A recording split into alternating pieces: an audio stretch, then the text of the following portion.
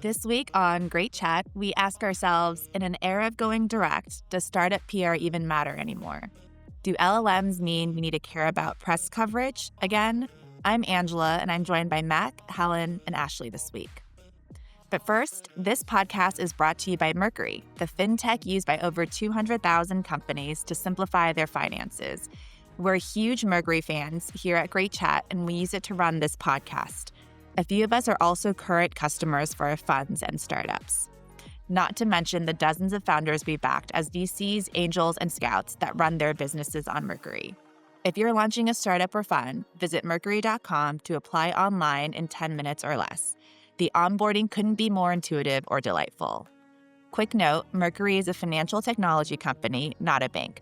For more details, check our show notes. Hi, guys. Hey.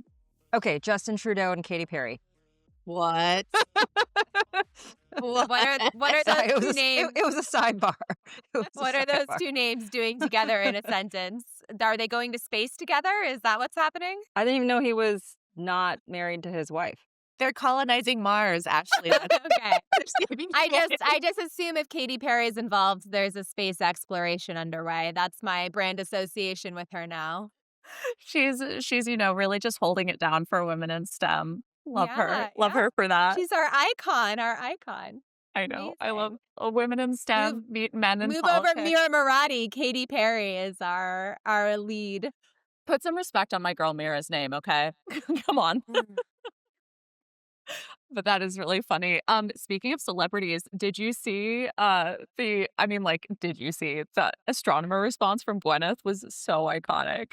Yes, it was hard not to see it. I feel like it was genius. I agree with literally 100% of the commentary, but like 100% of the commentary was exactly the same. And I felt like all these people on Twitter, their bios are how they're contrarian. And I just sort of had this question of what do you do in these moments where something is genuinely great and everyone says the same thing? I think it's like the only moment of unanimous, like internet-wide applause consensus that we have seen. Part of it is I think it was just like so of this era, right? Like there's a scandal, and instead of apologizing for it again and again and again and doing the usual dance, they did do sort of the like statement-y stuff. And then there was the co-founder and new CEO sort of plotting the path forward a little bit. But then they very quickly moved to their like, let's lean into the meme. And I think like people liked that and it felt very of the zeitgeist. But yeah, it's just like wild to see an entire internet rally behind what was a good video. But I'm not going to say it was like great. I think the genius, like the thing that I really appreciated was like how quickly they were able to get internal approvals on that, right? Without some key functions and like get that out the door. Because I think I've seen so many great campaigns die just internally, just, the roadblock just being yourself. And so I think that was like the most impressive thing for me. But yeah.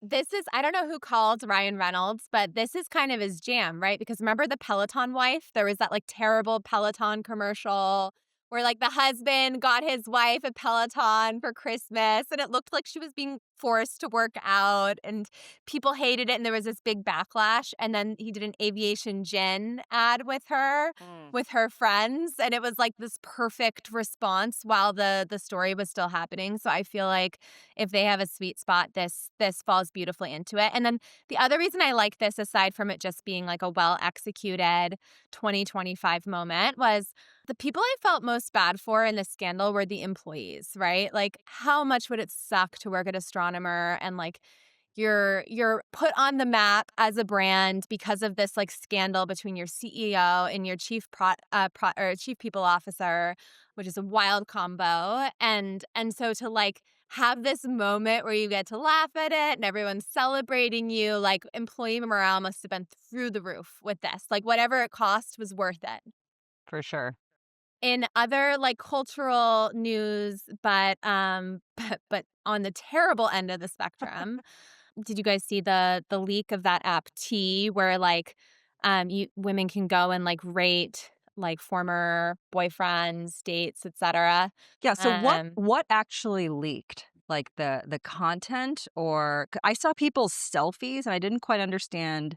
Oh no, I saw people's selfies and I saw people's driver's licenses, Yeah, I think it was a lot of profile, like, information, so like people who verification. It was all of women their verification. So, like, people's house at like home addresses, driver's licenses, like really sensitive data got leaked. It's a real bummer.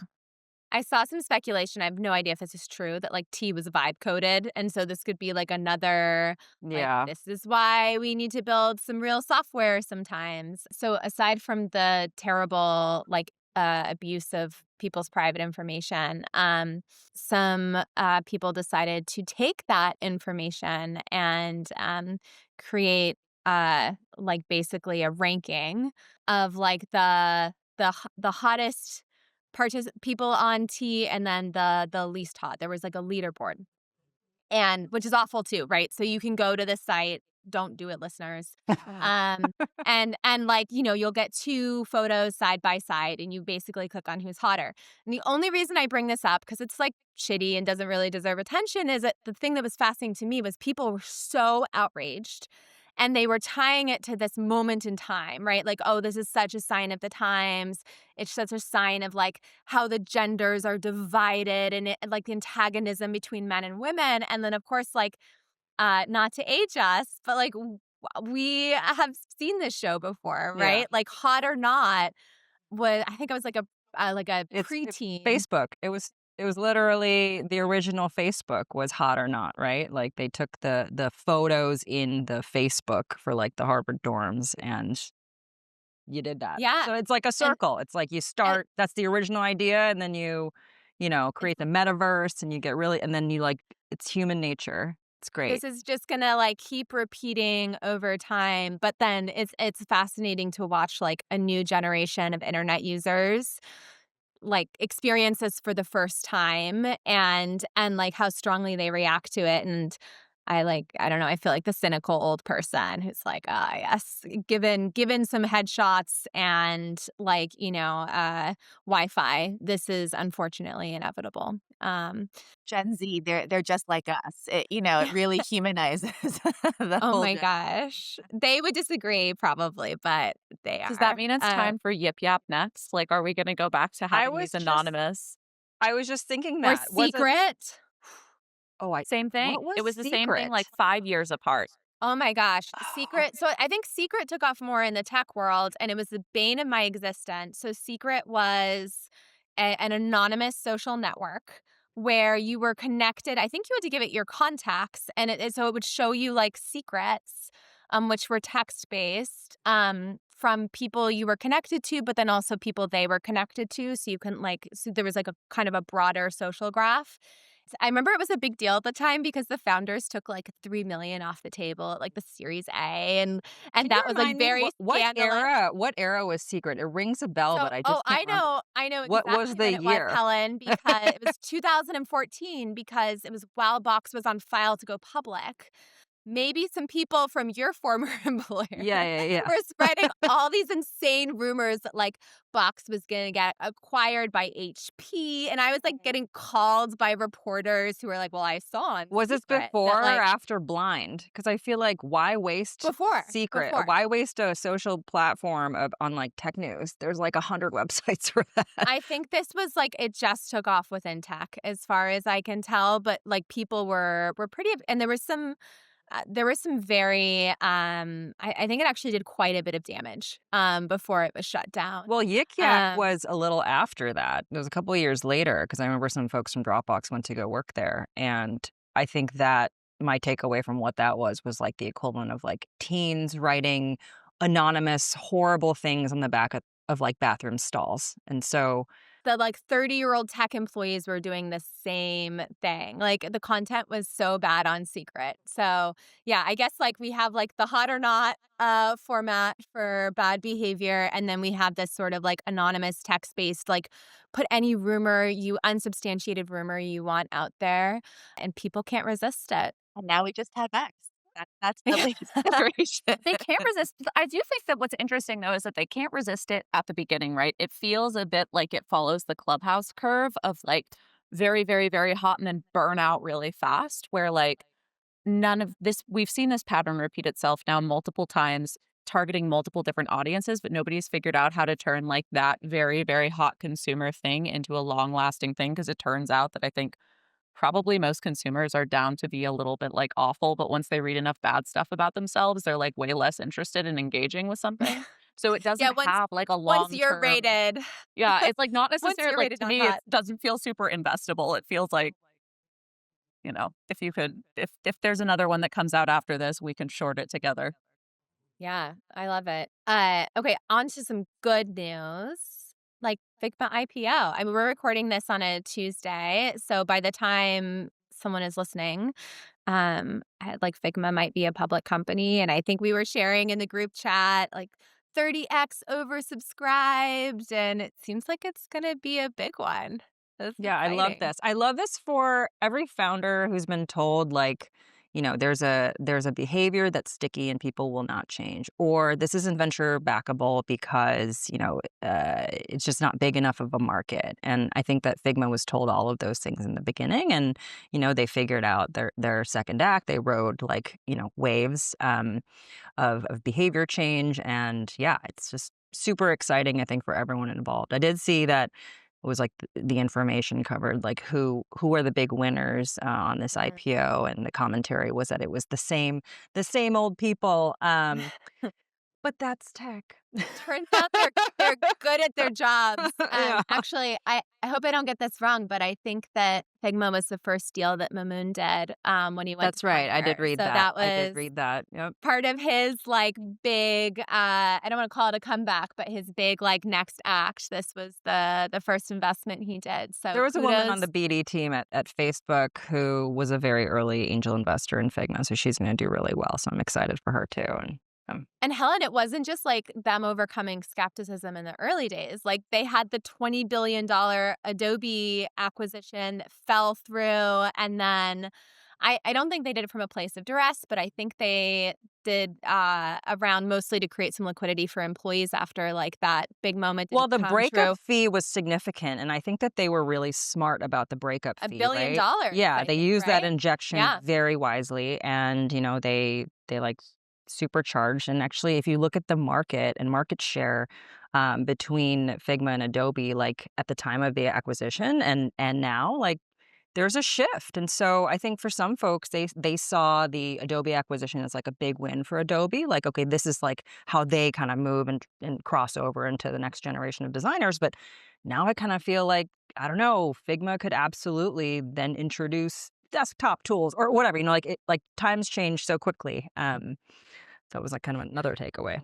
Figma to me is so exciting for so many reasons. One, I'm obsessed with their product. Two, I'm obsessed with their founder story. Three, I think that like on multiple different counts, it shows just how like insane and to some degree like resilient you have to be in this industry. So like not only did Figma go through significant ups and downs, particularly at the beginning, like for the first couple of years, it was all over the place, but also from like an investment perspective. And I think a lot of people don't like a lot of people, especially like who are operators, probably don't think about it from this perspective. But like I remember like the story is basically that the partner who led the investment at Greylock ended up like getting exited from the firm after investing in Figma, and Figma is going to be one of the like Figma you see plastered all over Greylock's Mm. portfolio, all over the The place. ultimate revenge. Well, I mean, kind of, but, like, you like, do you still get to hold on to any of that? Like, that's actually, like, such a bummer, and because it didn't look like it was gonna do well at first, and it ended up being, like,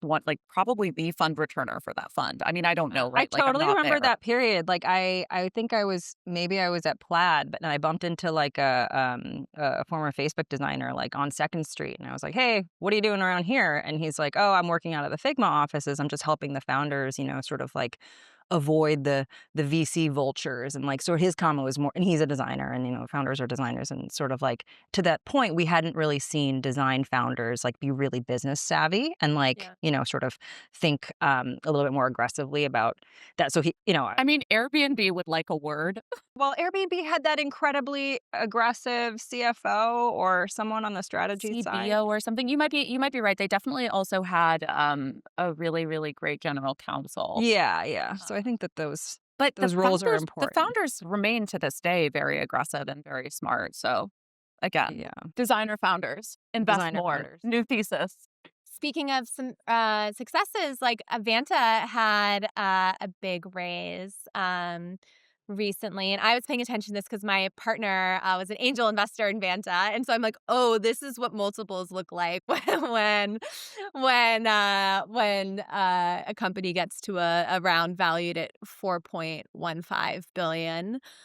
But another company where, I think maybe wasn't the sexiest company early on. I mean, SOC 2 compliance is not necessarily like a buzzwordy category, but just, man, like Christina is a phenomenal CEO. Just seems like she runs such a tight ship. She has such a strong leadership team. She's great. And Yep. yeah, I worked with her at Dropbox. She was like the PM on Dropbox Paper. Did anyone use that?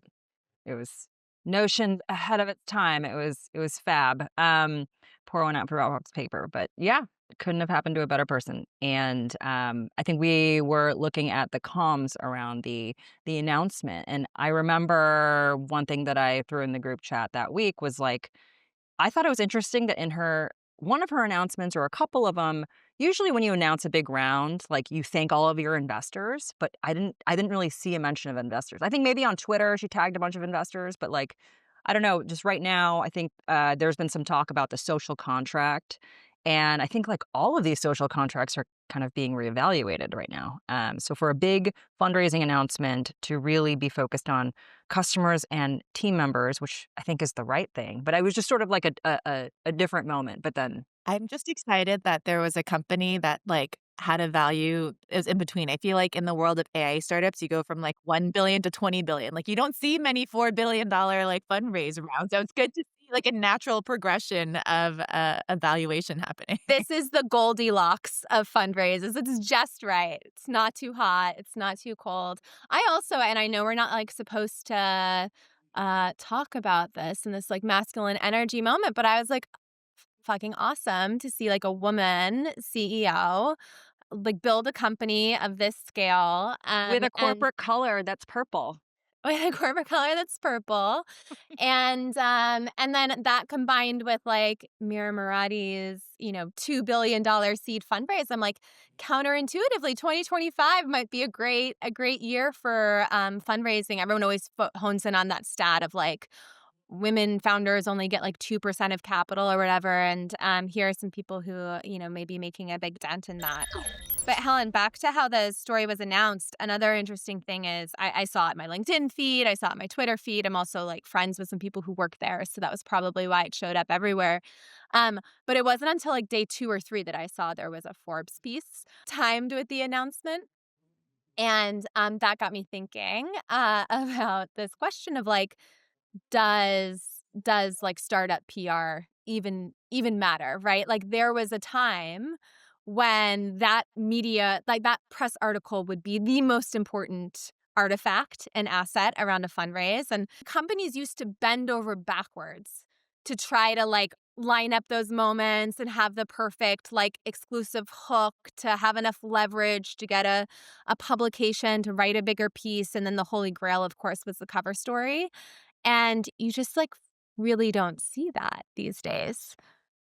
No, I feel like Ashley, your thesis about like go direct has been playing out a whole lot lately. I Like take full credit for that thesis. Yes. It was Okay. you. Yeah, it was you. who I'm coined sorry. it. I'm not saying it's just you. There have been plenty of brilliant people have been saying this. But I do think like in my life personally, you are one of the people who has been speaking most frequently and most loudly about this. And I think especially watching Eric Turnberg and A16Z's latest podcast, I saw a lot of like really interesting points in there. Like, do you have any? Did you see that? I actually listened to the whole thing, and one funny. I mean, of course, it's not like Joe Rogan long, but it was well over an hour. And the most annoying thing about a podcast featuring Mark Andreessen is you cannot put it on accelerated speed because he already talks so quickly. Like he talks at 2x speed naturally, and so like when Ben's talking, it's like normal. When Eric's talking, it's normal. Then Mark, it's like Whoa. So I actually had to listen to the whole like hour and a half. It was interesting. It was like very, I would say like 95% of it was like a history lesson slash like very ideological, right? I will give A16Z credit for probably being like the loudest advocate of and like early advocate of like go direct in a way that is quite antagonistic with media, whereas I feel like I'm much more on the pragmatic end of the spectrum where it's like about and versus or. I mean, there were some points that like I both agreed with, but also would have framed differently. Mark does most of the talking, and he pinpoints 2017 and Trump's election is kind of the moment that the relationship between the tech ecosystem and tech press changed and became more antagonistic, and really like sort of puts that blame on media, which I thought was interesting because as someone who very much lived through that, and I'd be interested in your points of view too. Like it didn't feel like that was media led, like the self reflection and the interrogation. Especially after Trump's victory and then Cambridge Analytica and then Me Too. It actually felt like the whole industry was just grappling with unintended consequences and bad behavior versus like the media was attacking and we were sort of on the other side of it. Well, So, yeah, I think looking back, there was a confluence of a lot of events, so it's really hard to sort of pinpoint and say it was specifically tech led or anything like that. Because yeah, my brain went to Me Too as well. I mean, think about who benefited from sort of the reckoning of traditional media and how it works. It was probably the people who were getting canceled. I think that was like the height of cancel culture, right? And so, yeah. who wins and who loses when certain events happen. And I think that's kind of always like a good question to ask. And I think that like the go direct thing. I mean, we've been headed toward that path for a very long time, and my take now is, similar to yours, Ashley, of course, it's the and, but increasingly like what founders are asking is like, how do I optimize like my results in AI search, right? And how different is that from SEO? And so I think that's where, traditional media can really shine. But as we were sort of looking and talking about this topic earlier this week, like yeah, I think that some platforms are like Grok, for example, does a really great job, of course, of pulling in a lot of the conversation from Twitter that is unverified. It relies on community notes for it to check, sort of the accuracy of a lot of things, and a lot of the accounts like are anonymous that is pushing this information. So that gives me the sort of like, oh my gosh, that seemed like a mess to clean up. The old days of just very simple, if it's from the New York Times, it's credible. Like that we don't live in that world anymore. I think there are a lot of people who believe the New York Times equals disinformation, and so yeah, it's a mess. And I think people who are aggressive and have a plan, like they're going to do well in this moment because I think it's all up for grabs, and that's the most interesting part. I think right now, like with the whole scramble. Well, it was funny because uh, Ben Horowitz took like the last 10 minutes. It was like Mark sort of unveiling his like grand narrative and theory around media. And at the end, he was like, well, Ben's the one who gives our startups advice. I don't do that.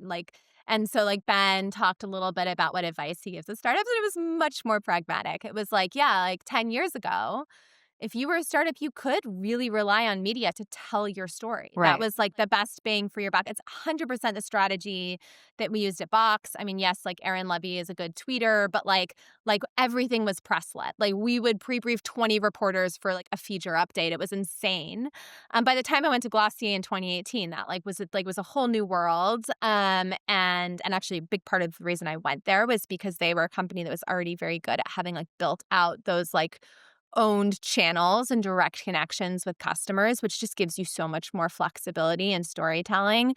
And so, yeah, Ben said like, But Glossier was consumer, right? So I would say that like there are different scales of like how quickly this is evolving, because on the B2B side, especially if you're specific on an industry, these trade publications still very much work in like a previous era of what we're talking about, where like, I think it still moves at the same pace, and there isn't like the who's the equivalent, influencer in oil and gas that's like sounding off on Twitter that I need them to like, tweet my thought leadership thing. So I both agree. I think like consumer was ahead of B2B, but I think we're actually seeing like the consumerization of how like B2B companies go to market. And especially with AI, because so much of AI adoption is still happening at the individual level versus like through the CIO or IT department, right? We've talked before about these like curiosity budgets, and like people are even willing to spend their own money to like use these tools because it makes them so much more effective. And in fact, they might not even want their employer to know that they're like vibe coding or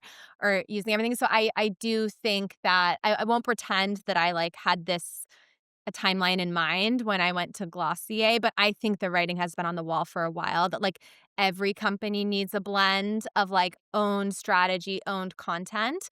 But I think you're shooting yourself in the foot as a founder if you like don't interact with the media on principle, because if you are successful, they will eventually cover you. And Helen, to your point, like Muckrack put out a report, I think it was last week. Muckrack is this like PR monitoring database company. 95% of the links that AI references are non-paid, which makes sense. And then of those, 27% are journalistic content. So when you query something in Claude or ChatGPT, like you'll see the little like reference links.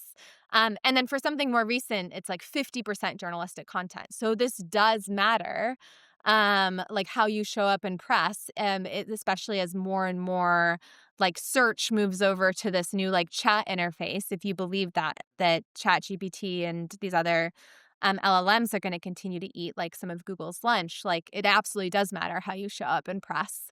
The other like sort of on par source was like other like corporate blogs and sources, but that are not directly tied to like the product or the query, which I thought was interesting.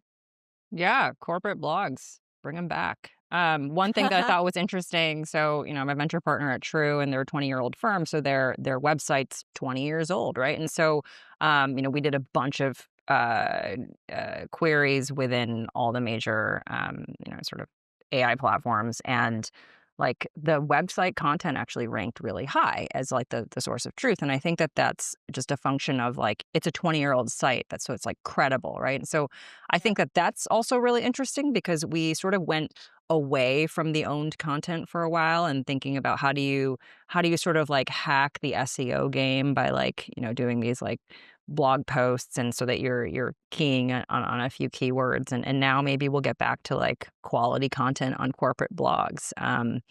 Take that shit off LinkedIn, put it back on your blog. One thing I haven't seen is I wonder if AI will have a bias against AI written content. Like I'm sure it can tell.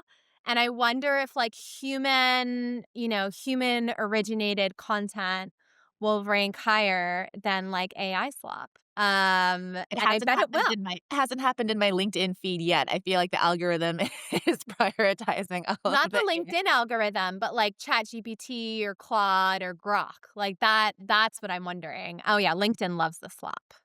I saw Mike Heller, who's like a former Dropboxer. He's now a partner at Floodgate, posted something about like Cluely and how the way that they played it was like really smart. Like they had a bunch of crazy, they've been tweeting a lot, and then Business Insider covered the tweets. And now because Business Insider is like a trusted news source within these AI platforms, when you ask it a question, it's like citing Business Insider. And so it's like you can actually manipulate the results of this and how quickly that is moving. And that's like something very interesting to think about, right? So it's like, is the new game be controversial on your owned channels so that the earned channels will cover it, so that the search, now picks it up as a source?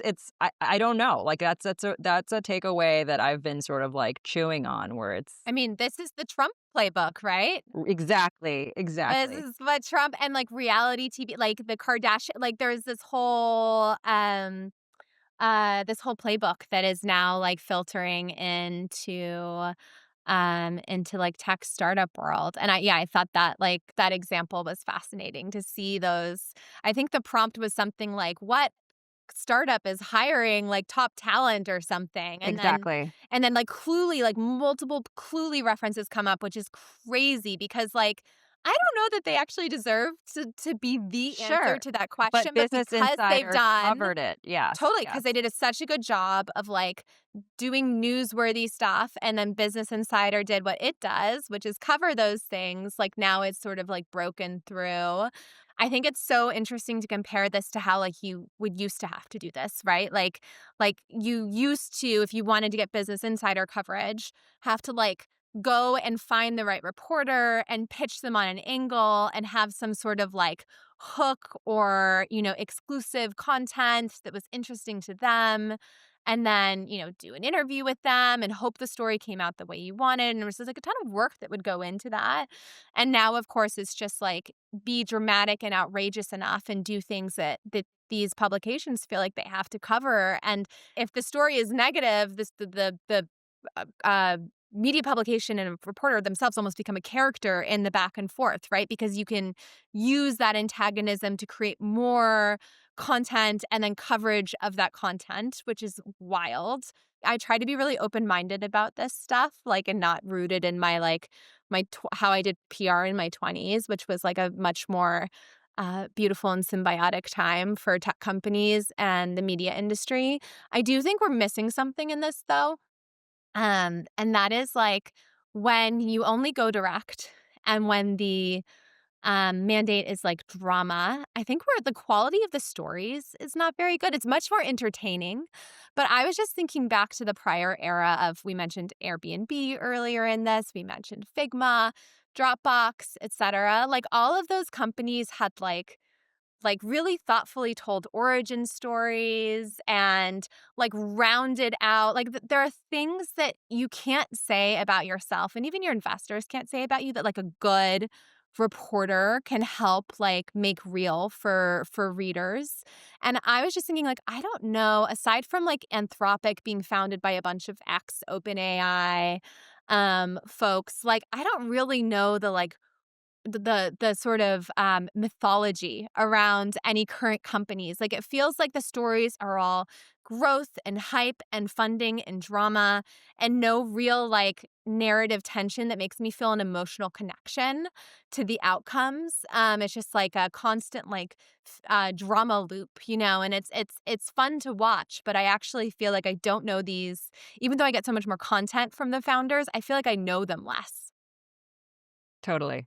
I think one takeaway for, founders on like SEO strategy, which is a question that I get all the time, is how is this era different? And, the smartest sort of encapsulation of how I've heard this articulated is like, I think people were trained to sort of optimize for keywords. And now we're trying to get to like a more organic way of how people ask questions. So the example is like, you don't ask ChatGPT best restaurants San Francisco, like keywords, right? To like kind of figure out how to like hack that system. And people naturally ask like, what's the best restaurant in San Francisco? If I'm pescatarian, I enjoy cocktails and don't want to spend more than $200, right? And so I think that that's getting much more nuanced and natural, which is like a good thing. Let's go to Q&A for the week. Okay, so this week someone asked, what is a piece of career advice you used to believe but no longer do? I think the first one that comes to mind for me, so curious what you guys have as well, is I think before, and this was when I worked at Facebook, something that people very commonly said was, it doesn't matter what company you join or it doesn't matter what team you join, just like be with smart people. We'll figure it out.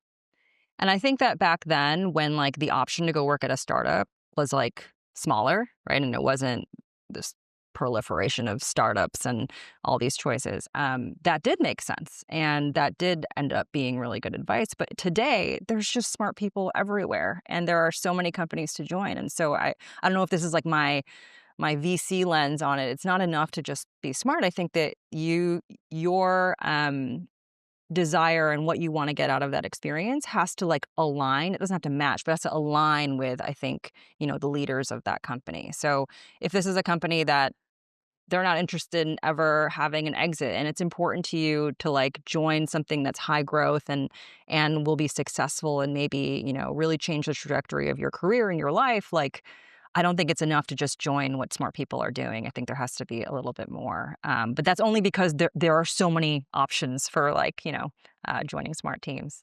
Yeah, it's such an interesting question because I think so much of it also depends on the phase of your career that you're in and how applicable that is. I actually think that mine is a flavor of what yours is, which is a lot of like my initial early job searches were based on like whatever company or platform credentializes you the most and like you are becoming a part of a platform, whether that's uh, Facebook, or I guess Facebook at the time wasn't quite, it was still like up and coming. Or, I joined Goldman, and Goldman is like this institution with decades of Totally. history, and you're just a cog in the machine. And I wasn't joining because I found a partner that I worked with really well. And I wasn't joining because I was passionate about doing like this specific job. It was more like, here is a generalist platform where I will learn a lot of skills. And it's not that I think that's wrong or that you don't get a lot of value from it, but just as you progress further in your career, I think what I realize is so much of the next few decades are going to be dictated by the people that you work with, and the credentialization helps open doors. But ultimately, you'll get to a point where, like, hopefully for my next job, I'm not like handing over a CV and I'm not like doing like, 10 interviews, and it's really on the strength of relationships. And I think that's something that's probably underappreciated earlier on in your career, where you're more focused on credentializing and just getting the experience than building like the depth of relationship and mentorship. Angela, I'm obsessed with that answer. That's so amazing.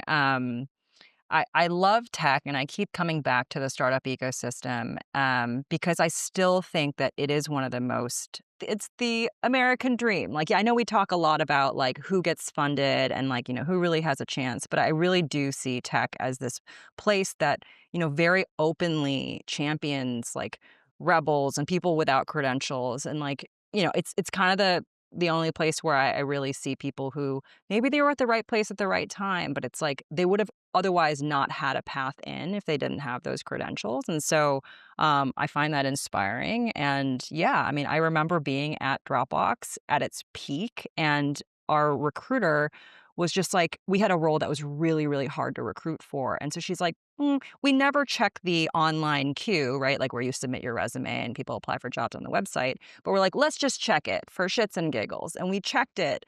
And it was like 300 people from New York who went to an Ivy League university and was like working in investment banking and writing like a really thoughtful cover letter on why working on like my enterprise marketing team was like the next step in their career. And I think I like cried because I very much felt like this underdog, in tech. And like, I'm like, all these people want to work on this team doing like this very strange, specific role. And yeah, I think that a lot of those folks sort of came to that, whatever, you're calling this realization of like they followed this path and they joined these big brands and these big platforms for the credentials. And then something changed, right? They wanted to sort of like be a part of a fun startup that was doing well at the time. And so, yeah, it's super interesting when people sort of like update their priors. But I think a lot of people, follow this exact path. And it makes total sense. But anyways, okay, good place to end. Good to see you guys. Bye. Bye. Bye. Thank you for listening to Great Chat. Have questions for us? Make sure to submit them at anothergreatchat.com. See you next week.